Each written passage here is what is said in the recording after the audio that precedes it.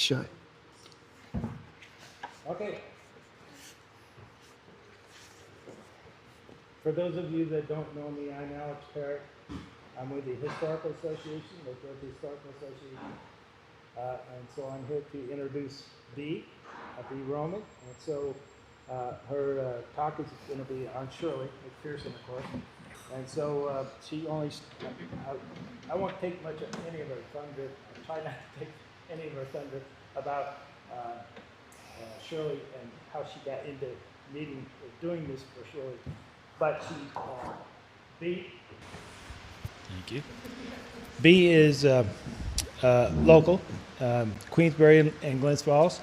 And so she started in 2017 doing research on Shirley. And so she and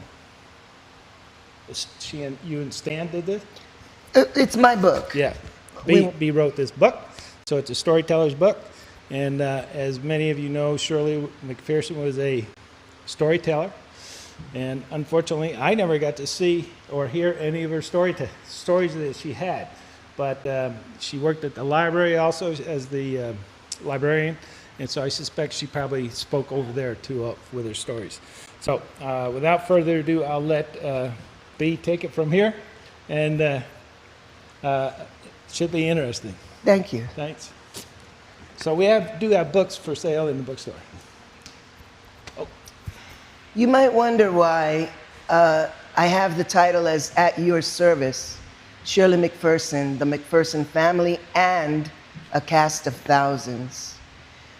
As I go along, you'll understand why it includes a cast of thousands. This writing journey started sometime in early 2017 when the Chapman Museum staff and volunteers were preparing for the annual cemetery tour, which highlights the lives of past Glens Falls area residents, supported by extensive research and directed and reenacted by local thespians. At that time, this yearly event was co-hosted by the Chapman Museum and the Glens Falls Community Theater. The Chapman provided the researched material and some period costumes, arranged the tour route for notable personages buried in our local cemeteries, arranging for and sharing costs for golf cart rentals. The Glens Falls Community Theater for many years provided the script writers, directors, actors, and other period costumes for the event, all voluntarily. Since 2023, it is the sole responsibility of the Chapman Museum staff, with community volunteers and community donors who research biographical and historical materials, write and recruit local script writers, recruit reenactors, and provide period costumes. The riding and walking tours are organized with the gracious help of the two largest local cemetery staffs and area sponsors. Each presentation is recorded on video by sponsors and can be seen on the Chapman's YouTube channel. So you can go back and see prior cemetery tours on their YouTube channel.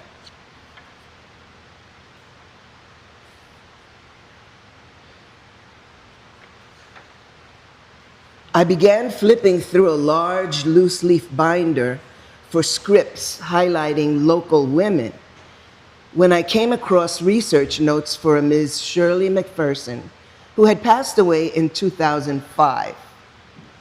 She was one of the most recently deceased people previously researched by the Chapman, and no script had yet been written for her. The more I read the research notes, the more I realized I wanted to write the script. And to my initial chagrin, I was the most likely person to reenact her. You see, Shirley McFerson was of African American ancestry And I happen to carry a splendid cornucopia of DNA. I'm going to read you my DNA because it's quite interesting. I'm 17% from Spain, 15% from Portugal, 13% from indigenous Puerto Rico, 10% Benin and Togo, 8% Western Bantu peoples, 8% Basque, 6% from Denmark, 6% from Germanic Europe, 5% from Ivory Coast and Ghana, 3% from Cameroon, 2% from Mali, 2% from Nigeria, 1% from Senegal, 1% from Central West Africa, 1% Indigenous Americas, Colombia and Venezuela, 1% Sephardic Jews, and 1% from Wales. That's me. So I figured, what the heck, I should represent her. I'd like you also to think of the slave trade by the Dutch, the Portuguese, the British, the Spanish, and yes, the American trade and transference of enslaved Africans to South America, the West Indies, the Caribbean islands, and yes, to the 13 American colonies, on through the establishment of the United States. Both of my parents were Afro-Caribbeans. One was dark-skinned, the other light-skinned. Even I was surprised by some of the smaller percentage entries on that list.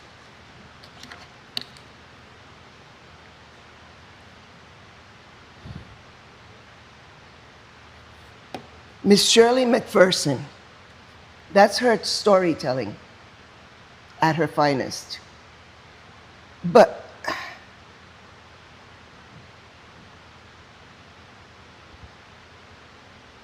this is, I think it belongs here. It says August 8th, 1934 to December 29th, 2005.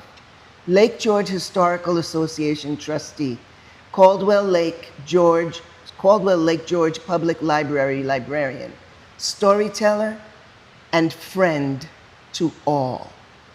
She was beloved by the community. No joke. It was very genuine. Shirley McPherson was born in Glens Falls in 1934 and became a larger-than-life persona with an incredible zest for community participation.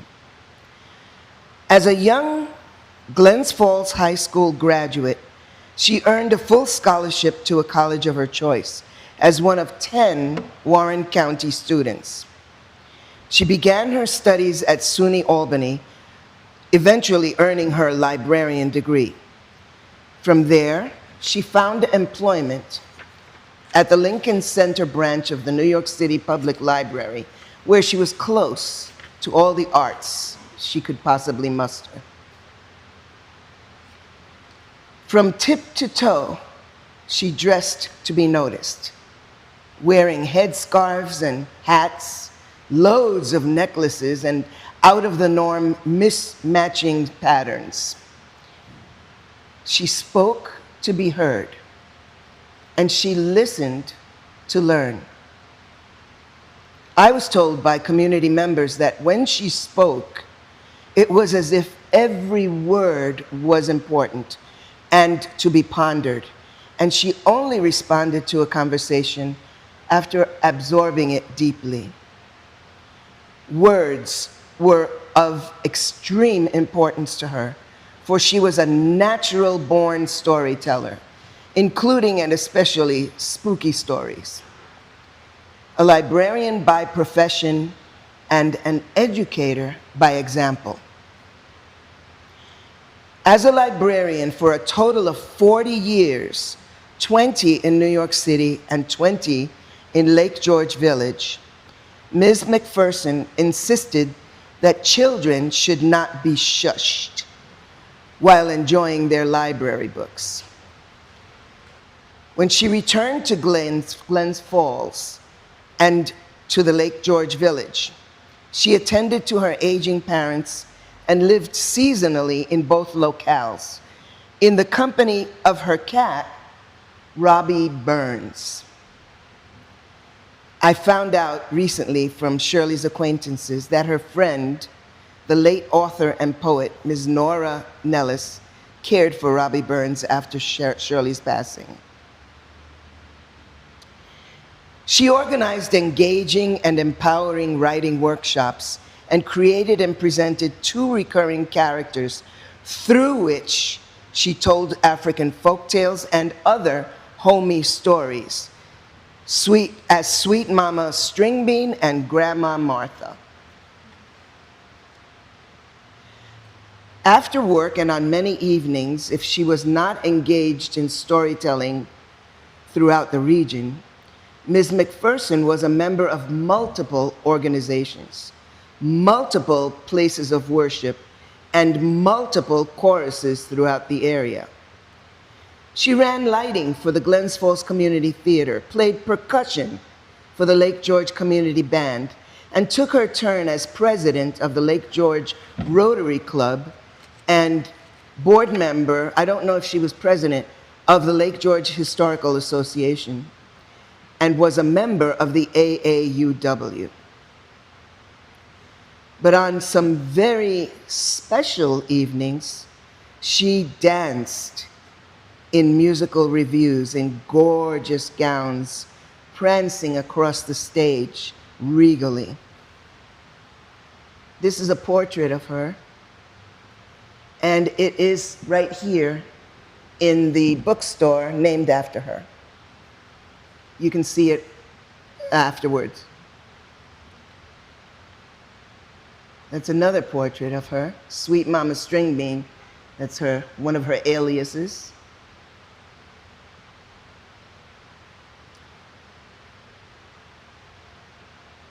And that's another picture of her in costume, ready to dance. Occasionally, she enjoyed intimate evenings and early mornings dining with her ever-present personal bottle of hot sauce and sipping her favorite beverage, a double White Russian, in the company of her special friends known to themselves as the Three Musketeers.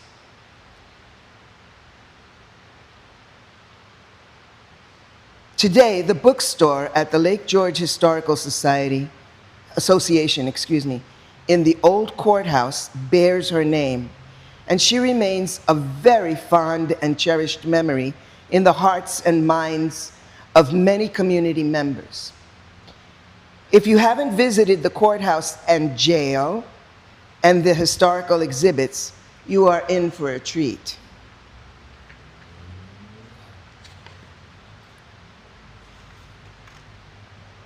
This is me at the 2017 cemetery tour, portraying Shirley and giving it in storyteller form. This is at the Pine View Cemetery in Queensbury. And I titled the script, The Shoulder Rider, because she rode on many shoulders. Shirley and her family were genuinely beloved and deeply missed, and community members have told me they really enjoyed seeing and hearing her again, in quotes, when I reenacted her. This year's cemetery tour will be held on the last Saturday of September. That is September 27th. It's in the morning. Save this date, and if you've never attended the Chapman Cemetery Tour, you are in for a wonderfully entertaining and informative morning. I have written a read aloud book for children and adults titled The Shoulder Rider, A Storyteller's Tale, about Ms. McPherson, which is being sold and distributed by the Warren County Historical Society. Copies will be sent here for sale. And you have some. Oh, that's great. Thank you. Okay. The background story. Not one of us is an isolated entity, and Shirley McFerson was no exception. She was the only child of Samuel Pinky, a tall, impressive figure, and Dorothy, Mrs. Mack, McPherson, his opposite in stature. She hailed from the North Country. Her father, Shirley's father, Samuel, and her uncle Elmore were brought to Glens Falls, New York from the South as young boys. Most likely they were part of the Great Migration, which took place internally in our country during the years 1910 and 1970. That migration involved 6 million African Americans seeking relief from inhumane economic and social conditions, in addition to rampant racial discrimination and commonplace lynchings. The difference with the McPherson's journey was that they settled in a relatively small community, whereas most participants of the Great Migration settled in larger cities. As accepted and respected community members, the enterprising brothers Elmo and Pinky were eventually able to establish a hotel, bar, and lounge right on Glen Street, the main street of Glens Falls, at the very top of the ascending hill rising from the Hudson River and across from the imposing Sawyer Building. This article is from 1949, and it describes the brothers, and it describes the people who attended. It also heralds that they were a perfect stop between Lake George and Saratoga for African Americans. And, but the last column has who attended their emporiums.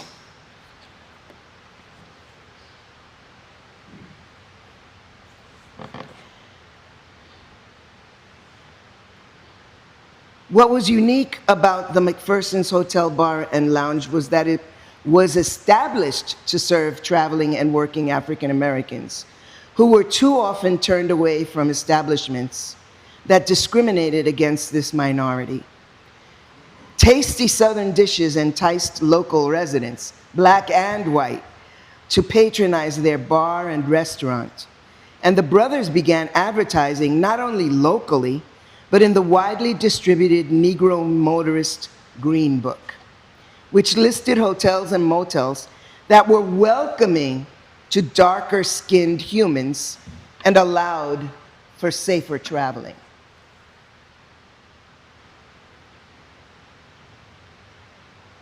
This is an article by the Lake George Examiner.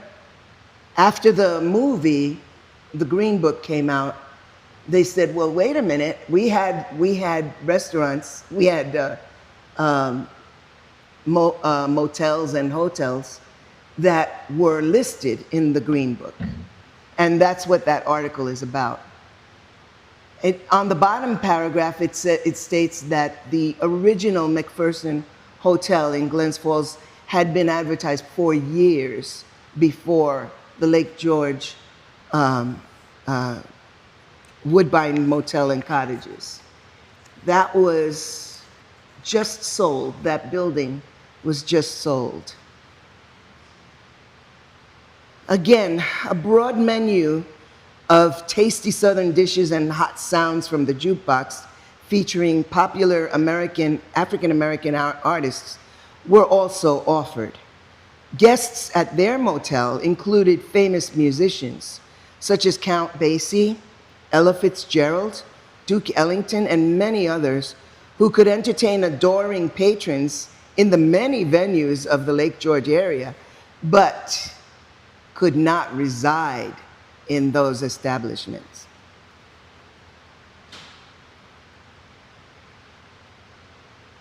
This is, the first one should be indicating the Glens Falls listing and the Green Book. And the second page lists the Lake George listing in the Green Book. Were they open at the same time? Were they open? No, the Lake George one was opened much later. Yeah, later.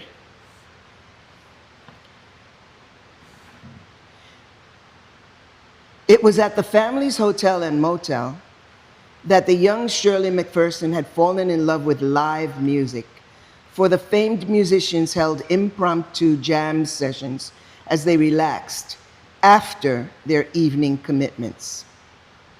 The rest you know.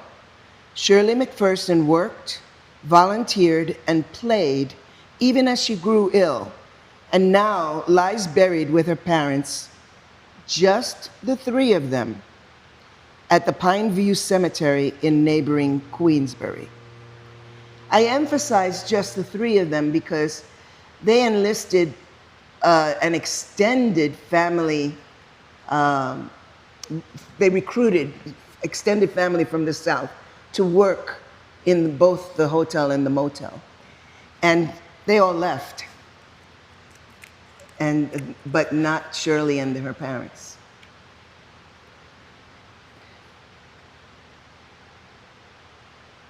That's the Lake George building. That's the Woodbine Hotel and Cottages.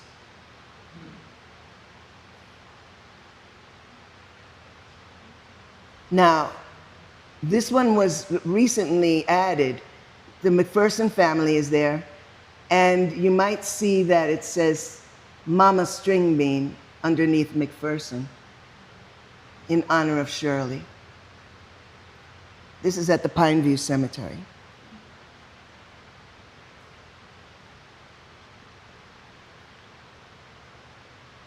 Now, I started thinking about the way the McPherson family rallied to provide a service for African American travelers.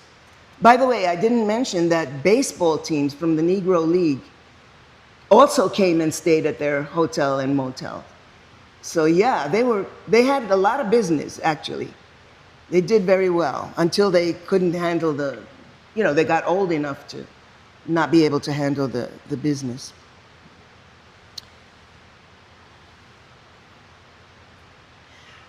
My parents emigrated from Puerto Rico, which became a U.S. territory in 1898 during the Spanish-American War, which netted the Philippine Islands also. Puerto Rico's economy was gradually shifted from sugarcane production to a service and tourist haven economy, much like Cuba had been.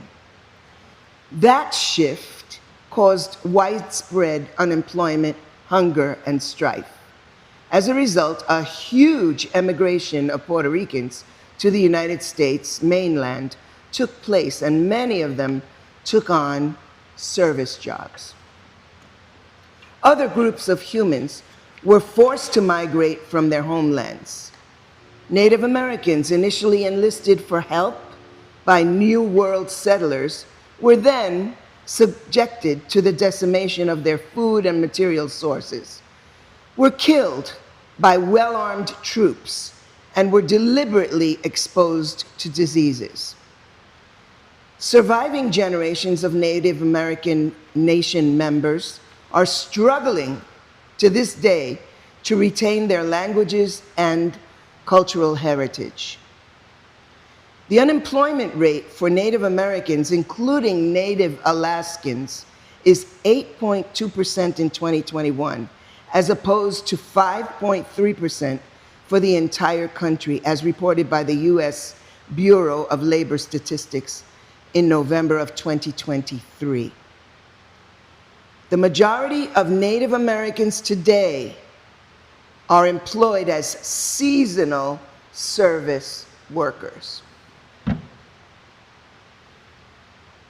Many of you are aware of past relatives who bravely emigrated from hopeless conditions in their homelands, and the color of their skin may not have been the pivotal factor for having to uproot themselves.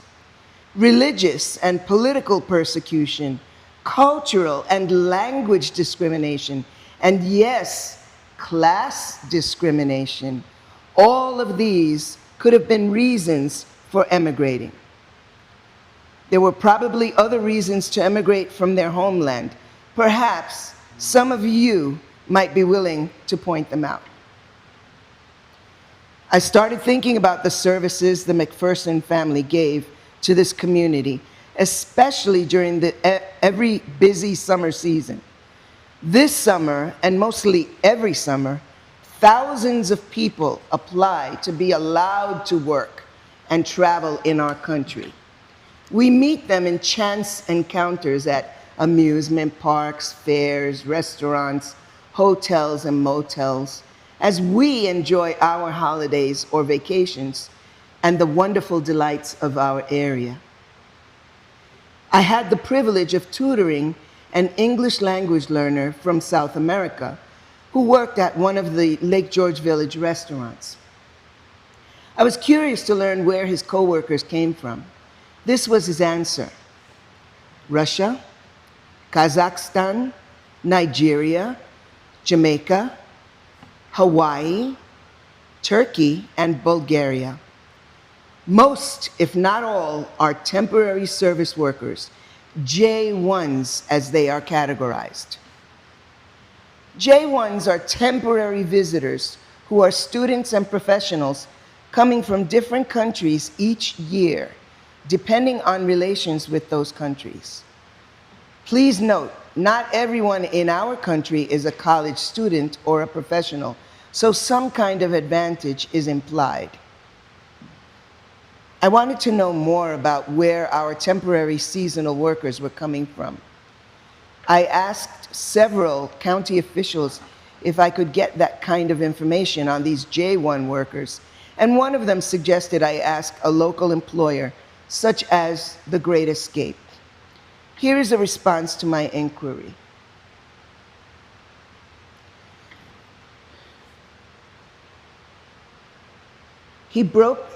This gentleman, Matthew Poland, broke down the list of people from different countries in that particular year. I believe this was probably 2023.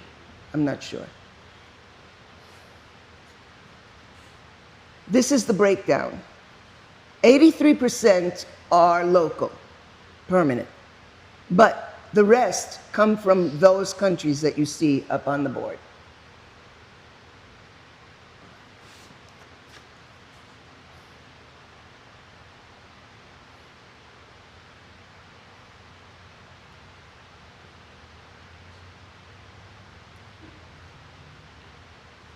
I looked into some of the requirements to apply for a J1 visa, and here is some of the information I began to find. They have to have had 1 year of college in their country. They had to have had some training in English and be prepared to be flexible in their work expectations. You know what I mean. And there are several forms that they have to fill out, and that's all at their expense. And their travel to here and back is paid by them, not by anybody else.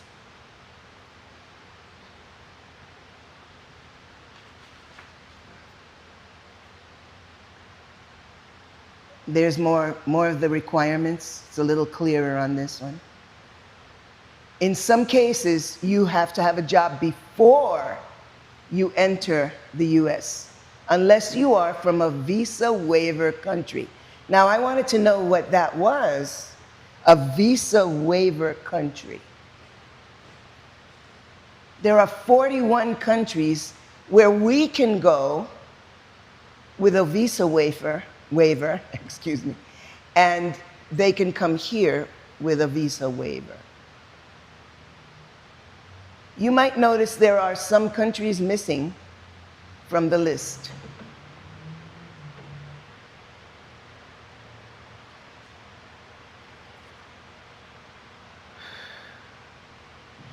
I have not done research about countries that do not have reciprocal relationships with the United States and can only imagine the difficulties an applicant will encounter, such as prearranged employment.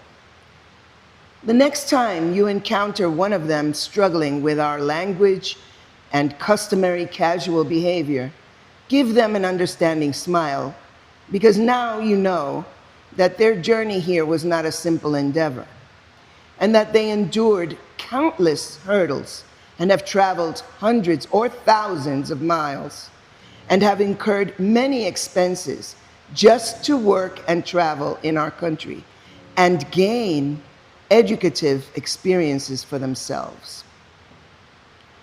I want to note that there is a lack of a labor force in our area, and we're aging. We have an aging resident population. So we need not only young people, but we need young workers in our area.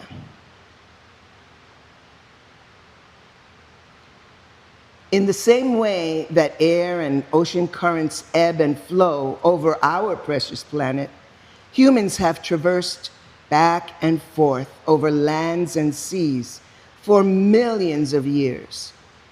It can be a humbling experience to research and remember their journeys long ago.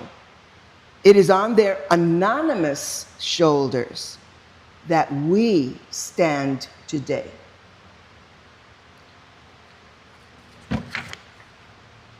Today, I say,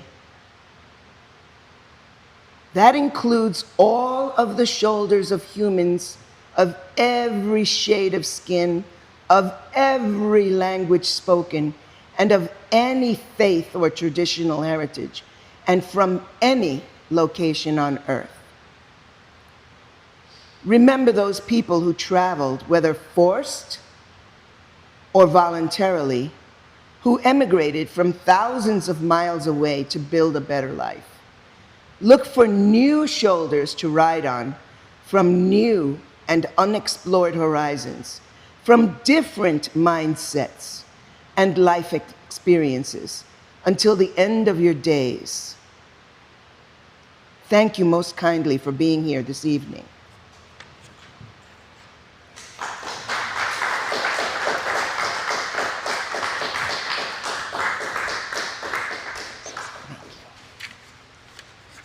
Okay. Thank you, Shirley. If you have questions, please ask, and I'll bring this to you. Okay? You just called me Shirley. She just. Oh, I did. That's cute. Sorry, B. Sorry. Any questions? You got to work with J1 students? Did you work with J1 students? No, I did not. But Weowaka has almost everywhere you go in Lake George has J1s. Yeah. The Holiday Inn has J1s Yeah. Oh, serving you for the dinner theater. Yeah. Our church has put on a couple of orientations for the Caldwell, the Presbyterian Church, and I guess they're going to have a celebration later this month for all the J1 students. Oh, nice. You know, kind of like a big party. Yeah. They deserve it. Yeah. Thank you. The Anyone 19th else? At Lake George Beach Club. Pardon me? I think it's the 19th at Lake George 19th? Beach Okay, Club. yep. And it's a lot of the people from St. James that are helping Right. support. Yep. James, yep. That's right. Any other questions or comments? What is the status of the Woodbine buildings? Well, it was just Right now? just sold. You can still see the building on Dieskau. I don't know how to pronounce it. We live 3 blocks from Yeah. there. Dieskau Street. Fiasco. It's just off of Canada Street. And you'll still see the cottages in the main motel. Yeah. They say it's haunted, but it's still there. They haven't knocked it down, thank goodness. But a new owner has it. Do we know their plans for the, Say that they're not again. going to knock it down? I hope. I hope not. No, I don't know that they want to knock it down, but it's a beautiful Victorian house. Yeah.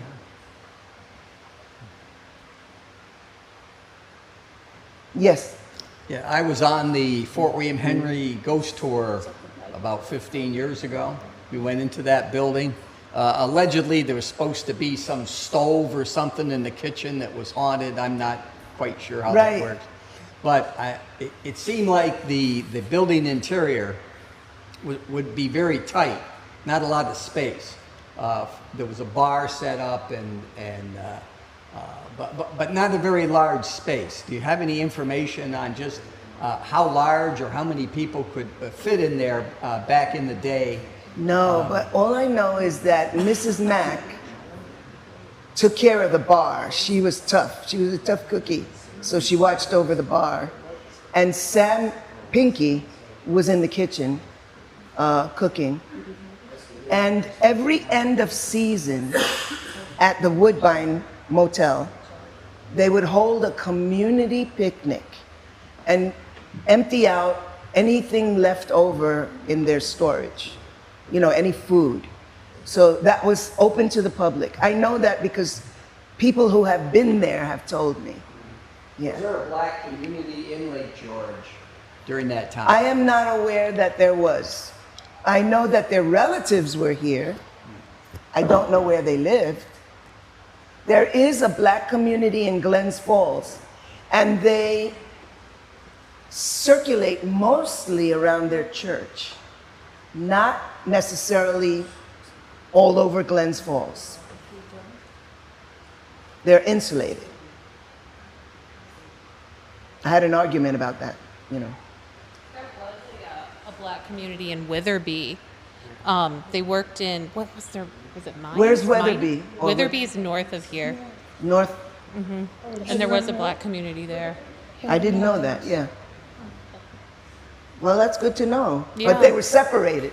They were separated. They were but separated. There were people who would come down because we had Dr. Alice Green from Albany came and spoke with us last year, and she talked about growing up in Witherby and coming down to Lake George to work for the summer. And I think she had to sleep in a barn. They wouldn't let her sleep in the main house. Yep, still separate Yep. and not necessarily equal. Yes. Back in, I think it was Hold on a minute. maybe it was the early, sorry. Back in the early aughts, there was a food truck guy near the Hyde, and it was called Soulful Chef Izzy, and he died under very mysterious circumstances. He was hanged, right? That, I heard that's what about we him. heard. Yeah. And it was a mystery. Nobody ever solved it. So we don't know. And that was in Glens Falls, if I remember correctly. Yeah. Yeah. And it's been very nebulous. Well, we have a little contact with a relative of his, and she's trying to see if any more information could be coming out of it, and also she might write a documentary. When was that? Was it in the 90s? Was it in the 80s? It was maybe the very early aughts. I would say maybe 2002, 2003. Okay. Yes, It's quite a while. the mystery continues. Yeah. Yeah, but we're grateful that you heard about it, that it, he was a very interesting guy. The food was great, but he had trouble interacting with people. So who knows, maybe somebody got offended, but I think we were told that it was a suicide, but that's very hard to swallow. Well, I hope you learned a little bit more about Shirley and her family and about J1s. Thank you for being here. Thank you for asking questions. That's important. And I learn from each time this is presented. Thank you. Thank you very much, Bea.